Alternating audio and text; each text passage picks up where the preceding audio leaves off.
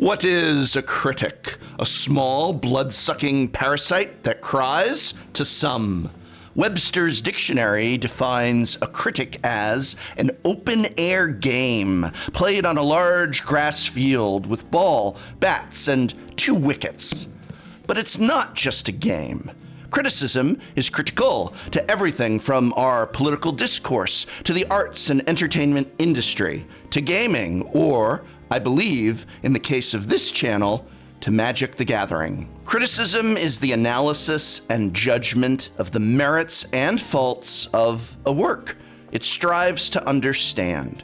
It strives to explain. And at its best, it strives to ultimately improve that work, or perhaps future works. Criticism often is associated with its negative connotations, but it need not be that. And true criticism can be, and often is, positive, highlighting and exploring the strengths, successes, and ultimate merit of that being critiqued. In that vein, presented here is an extremely critical look at what Wizards of the Coast has done for Magic the Gathering in 2019, but wholly in the positive sense. What were the smartest things WotC did for the game this year? Their biggest wins, their greatest choices. I will examine and critique what I feel are the top 5 in this area. But if you are the type of cry-tick that thirsts for more blood, then be sure to catch my companion video this Monday, which will do the inverse, critically examining the most terrible moves, biggest blunders, and all-around worst things to happen in the game this year. But this video is about the positive, the wins, the joy, everything that went right. What are my top 5 choices out of every good thing to happen in Magic the Gathering this year? Let's take a look. But first, an honorable mention. I felt very strongly that this was an overlooked success of 2019. And while it didn't quite warrant inclusion in the main 5 best things Wizards of the Coast did for Magic in 2019, it was still so great and so important and, again, amazingly overlooked that I really just want to take a few minutes to talk about it and mention its honor, an honorable mention, and that is Throne of Eldraine Draft. Yes, Draft. Throne of Eldraine got robbed, thanks largely to a digital disaster and a few overpowered standard cards. All the shouting and turmoil over cards like Oko, combined with the Dudley disappointing programming of Magic Arena's fake bot draft, completely diminished the reality that Throne of Eldraine was perhaps one of the greatest, most complex, and most enjoyable draft experiences,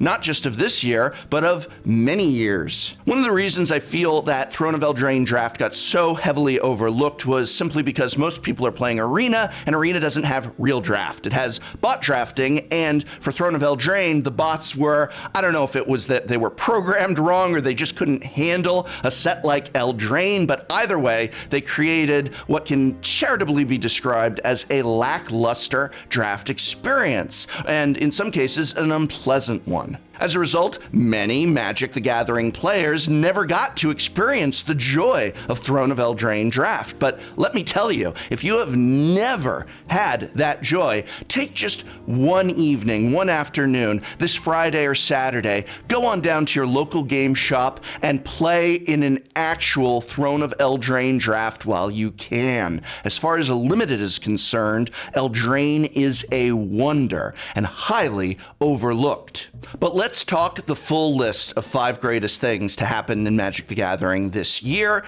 And for number 5, we're going to talk War of the Spark. Not the set itself so much as the hype surrounding the climax and culminating in that War of the Spark trailer. Magic players in general have varying degrees of interest and excitement in the storyline. It's quite a spectrum, where at one end of that spectrum, you have players who are deeply interested and invested in the story, and on the other side, maybe only a vague or passing awareness of what's going on. But War of the Spark, much like Infinity War was to Marvel, became a transcendent point of Magic's journey. The multi-year storyline of the Gatewatch and their preparation for Nicol Bolas's plan of multiverse dominance captured the excitement not only of all Magic the Gathering players, but even sparked outward, pun intended, to those who didn't even play the game. And the representation of all of this was that trailer.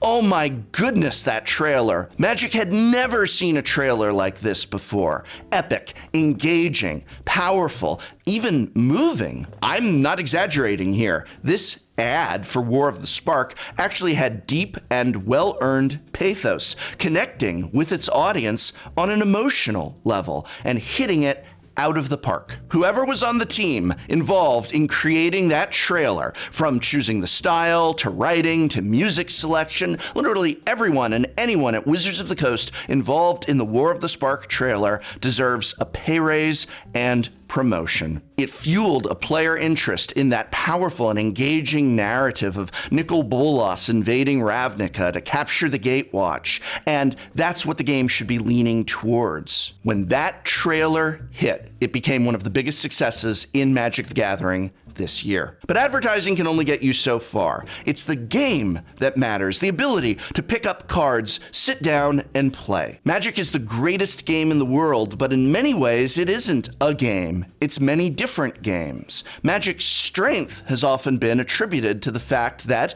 many different players have many different ways of playing. From draft to standard to commander, a healthy and well-supported ecosystem of formats is one of the biggest overall strengths that Magic the Gathering has. Recognizing this, 2019 was the year that Wizards of the Coast finally gave a major update and refinement to one of those formats, as well as granting it the biggest competitive event ever. I am speaking of the Pauper unification and competitive support. Yes, I'm talking about Pauper again. Pauper has always been a fringe format, beloved deeply by those who play it, but often misunderstood by those who don't. It often had a status as the black sheep of the Magic the Gathering family, a solid mainstay of Magic Online for sure, but fragmented and uncertain in paper. The digital and paper legality lists not only didn't match, they seemed incomprehensible. Pauper legality was not even listed on Gatherer. No major paper events were ever held for Pauper, despite it being this fantastic format, the best budget format with tier 1 decks only costing around $30 to $50 and lasting for life. It still seemed to be doomed forever to second tier status. But Wizards of the Coast changed all of that this year. Largely championed by Pauper fanatic Gavin Verhey, the digital and paper legality lists were unified at last, with the simple decree that if any card anywhere has ever been printed at common, then, aside of course from a reasonable ban list, it would be Pauper legal, digital and paper alike. Unification at last. And Pauper was added to Gatherer, and 2019 saw the highest level competitive event for Pauper, an MCQ at Magic Fest Los Angeles, which was even given coverage with commentators LSV and Huey Jensen. And we got something special for you today. Pauper. Joseph now going to float mana and snap again here. Oh, snapping the Stormbound Geist this time. Untapping 2 lands. And using the mana floating, casting Deep Analysis, and it is just disgusting what's going on here. Will Pauper ever be a leading or premier Magic the Gathering format? Probably not, and it probably shouldn't be, but that doesn't mean it doesn't serve an important role of both the digital and paper Magic ecosystem, and Wizards' ultimate decision to water and tend the garden that is Pauper was one of the best moves for 2019. Let's hope 2020 gets at least one more MCQ at a Magic Fest for Pauper. LSV himself said he'd rather have been playing in that event rather than commentating it, and there's a reason. Pauper is great, and its overhaul was a great move. Now, number 3 is my controversial pick. It's one that, when it was announced, I personally recoiled at in shock and fear. Yet, in being a true critic, an honest critic, upon examining it with my emotions second to those skills of critical analysis, I recognized that this was one of the smartest things Wizards of the Coast could do for the future of Magic. One of the best things they could do. And though I still feel some trepidation and some fear, I will acknowledge that the moving of high-level competitive gameplay to Arena was an absolute win for the game. Paper Magic gameplay is hard to film. Competitive Magic gameplay, even harder. While I strongly want more Grand Prix coverage, strongly want to return to the levels of Grand Prix coverage that we had in previous years, I will ultimately acknowledge that for Magic's premier events, the Mythic Championship and Invitationals, and as of this year, the announcement that Worlds would only be on Arena, it's without a doubt the best way to show Magic the Gathering off. Now, I still maintain that having one does not mean we cannot also have the other. They serve different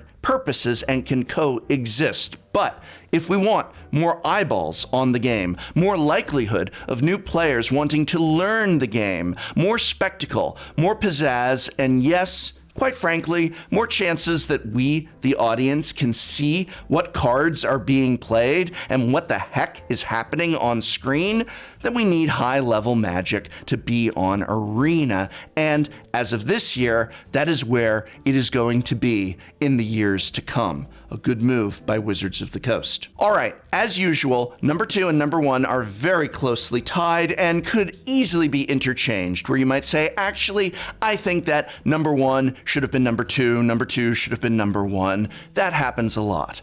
But more so than any other items on this list, it is my strongest and most sincere belief that these next 2 items, regardless of the order you put them in, have directly impacted the longevity and quality of Magic the Gathering, not just in terms of being successful and smart moves for the year, but as acts that will define, in a hugely positive way, the game itself for years to come.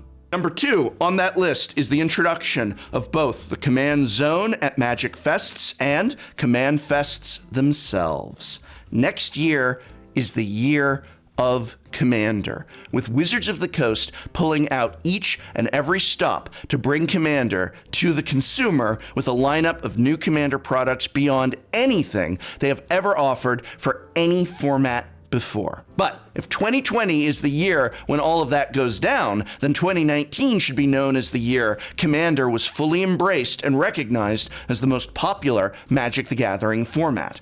In my evaluation, it will be replacing Limited as the centerpiece of this game, and thus one of, if not possibly the very best, the smartest and greatest things to happen in Magic this year was that introduction of the Command Zone at Magic Fests and Command Fests as a new convention-like MTG event. Where once Commander players struggled just to find a table on which to play at a GP, Commander attendance appears to now rival, if not eclipse, the main event of those very Grand Prix.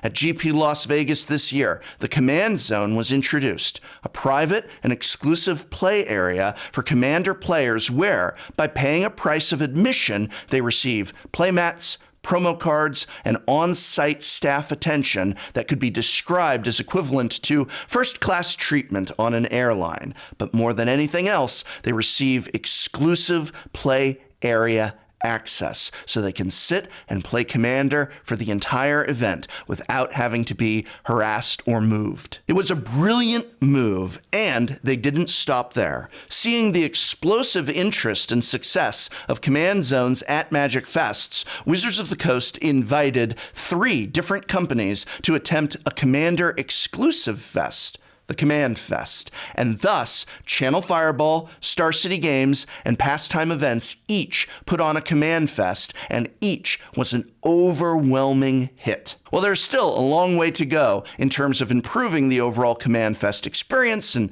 in my opinion, venue comfort and prize support are top priorities for 2020, but I'll talk about all of that in a later video, the fact that what were essentially hastily put together events were still so overwhelmingly liked liked and enjoyed by their attendees and overwhelmingly sold out in terms of attendance says that Command Fests were not just an experiment, but that they are here to stay. In this era of digital emphasis by Wizards of the Coast, Commander, a format that can never, ever be fully replicated digitally, is leading the way for the paper events of tomorrow. The Command Zone, now a mainstay of all Magic Fests, will help ensure that smaller main events do not mean the end of paper conventions. And Command Fests, which, by the way, are 100% free of the Channel Fireball monopoly, these are just the beginning of the new face of paper Magic conventions. I had the pleasure of attending 2 out of 3, and they were the extreme highlights of the year for me. An excellent move by Wizards of the Coast. Let's keep going. My number 1 pick is another that ties heavily into the success and strength of Magic the Gathering for years to come. It was, in my critical evaluation, the single greatest thing to happen to Magic this year. I've spoken here and in other videos about how very important a diversity of formats is to this game. I named Pauper Unification, the Commander support on this very list, but well above and beyond those is the introduction of the Pioneer format. When Pioneer was first announced, I offered my thoughts, both positive and negative, but I had as the single biggest factor the following. In my evaluation, ultimately, only 1 point really matters. Is it fun to play? All the speculation in the world about Pioneer and what it comes down to, what it always comes down to with Magic the Gathering is simply, is it fun to play? Everything else is just guesswork and hot-winded blustering. And now, having played Pioneer a lot since its inception, I can tell you that, in unequivocal terms, if nothing else, Pioneer is one of the most fun formats that I have ever played. Pioneer is an amazing format. It's amazing fun, but it's also a format for competitive players, for deck brewers, for casuals who just don't want their decks to rotate. It lets you keep your standard decks, upgrade them with new and old cards, and play, well, without rotation. It has no fetch lands, and hopefully it never will. It is everything I could want from a format, and it is getting full WotC support at the competitive level. Everyone can find something they love in Pioneer, and I cannot urge you enough to go down to your local game store and ask when the next Pioneer event is. It's the most fun I've had playing Magic all year, perhaps in many years, and that is what makes it my number 1. But now I want to see your critical analysis skills in action. Tell me the greatest moves for Magic that Wizards of the Coast made all year. What excites you? What do you see strengthening this great game? Let me know in the comments below. And yes, it is not all sunshine and roses, so be sure to come back to Tolarian Community College this Monday for the biggest mistakes made all year. Or even better, hit that subscribe button, then ring the bell, then select notify, and you'll have a slim chance of being told that the new video is live in your feed. Please watch my videos. And this program was made possible thanks to a sponsorship from Card Kingdom, as well as the Patreon support of viewers such as you. So thank you.